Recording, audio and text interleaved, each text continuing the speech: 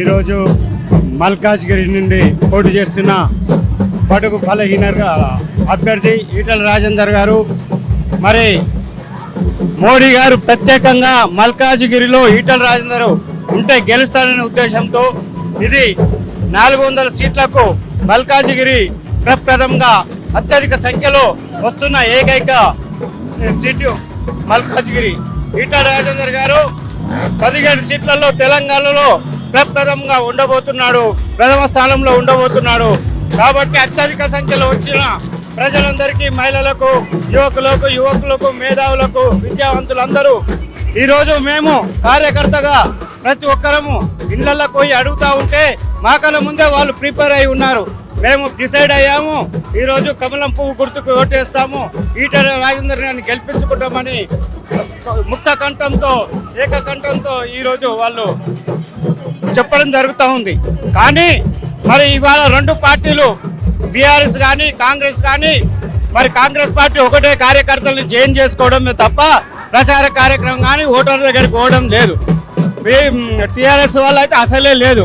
కాబట్టి మేము ప్రతి డోర్ని టచ్ చేసాము, ప్రతి ఓటర్ని వ్యక్తులను పరిచయం చేసుకొని వాళ్ళు మాకన్నా ముందు అడ్వాన్స్గా మాకే చెప్పడము చాలా సంతోషంగా ఉంది. ఈరోజు కేవలం 400 సీట్లు ప్రప్రథమంగా మల్కాజ్గిరి అత్యధికంగా ఉంటుంది. కాబట్టి అత్యధికంగా తెలంగాణలో కానీ భారతదేశంలో పెద్ద నియోజకవర్గము లేదంటే కేవలం మల్కాజ్గిరి అదే ప్రథమ స్థానంలో ఉంటుంది. నమస్తే అందరికీ. ఈరోజు బిఎన్ రెడ్డి డివిజన్, వనస్థలిపురం రెండు కలిపి మల్కాజ్గిరి పార్లమెంట్ అభ్యర్థి ఈటల రాజేందర్ గారి రోడ్ షో నిర్వహించబడుతుంది. దీనికి పెద్ద ఎత్తున ప్రజలందరూ కూడా స్వచ్ఛందంగా తరలి వచ్చి ఈ రోడ్ షోకి విజయవంతం చేయనున్నారు. ఎందుకంటే మనము ఈ పార్లమెంట్ ఎలక్షన్ చూసుకుంటే ఈ ఎలక్షన్లు ప్రతి ఒక్కరూ కూడా మేము గడప గడప ప్రచారానికి వెళ్ళినప్పుడు మోడీ గారి పథకాలు, మనకు కేంద్రం నుంచి వస్తున్న మోడీ గారి పథకాలు, ముఖ్యంగా మహిళలకు చేస్తున్న అనేక పథకాల గురించి మేము వెళ్ళినప్పుడు వారే స్వయంగా మాకు వివరించడం జరుగుతుంది.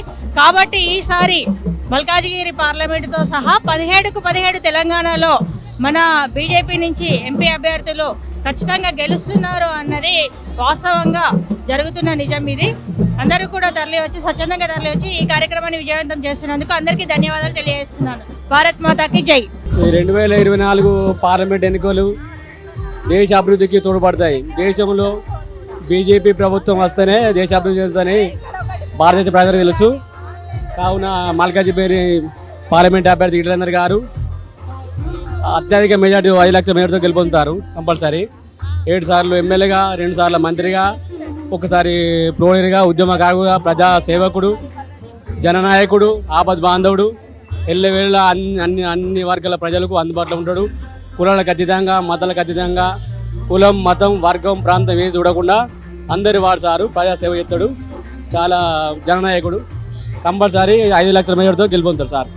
మన భారతదేశ స్వాతంత్రం 75 సంవత్సరాలు కంప్లీట్ చేసుకొని మహా పండుగ జరుపుకోబోతున్నాం. మే 13వ తేదీ మనకు జనరల్ ఎలక్షన్ రాసింది. దేశ హితం కోసం, దేశానికి ఏది మంచిదనుకుంటే దానికోసం ప్రజలందరూ వచ్చి ఓట్లు వేయగలరని నా విజ్ఞప్తి. మీరు ఏ పార్టీ కన్నా వేయండి, ఏమన్నా చేయండి, ఎండలకు భయపడొద్దు. ఆ ఒక్కరోజు వచ్చి మార్నింగ్ క్యూలో నిలబడి ఖచ్చితంగా ఓటేసి ప్రజాస్వామ్యాన్ని గెలిపించుకుందాం. ఇది నా సందేశం మా కాలనీ తరఫున. ఓటర్ మహాశయులందరికీ నమస్కారము.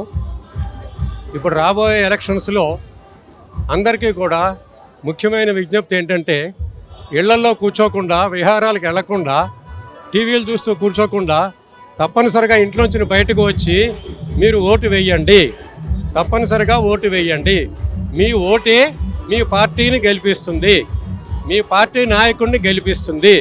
మీ నాయకుడే దేశాన్ని డెవలప్ చేస్తాడు. మీ నాయకుడు ఎవరని మీరు అనుకుంటే ఆ పార్టీ నాయకుడికి, ఆ పార్టీకి తప్పనిసరిగా ఓటు వేయండి. ఓటు విలువ దయచేసి తెలుసుకోండి.